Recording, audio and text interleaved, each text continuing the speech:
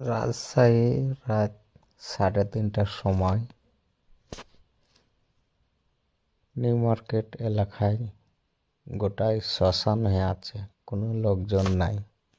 আমরা কয়েকজন আছি, আর কিছু লোক আছে। তাছাড়া রাজশাহী শহর গোটা নীরব, কোনো আওয়াজ নাই, কোনো গান বাজনাও নাই। তো মানুষ বুঝতে শিখেছে। সাথে কিছু লোক দেখতে পাবেন সামনে, একটা মেয়ে আছে, কয়েকটা ছেলে পেলে আছে। তো ওরা হয়তো ঘুরতে এসেছিল বা পিকনিক ছিল, পিকনিক খেয়ে বাসায় যাচ্ছে। আমরা যাচ্ছি একটু ফ্লাইওভারের দিকে, যে ওদিকে লোকজন থাকে কিনা।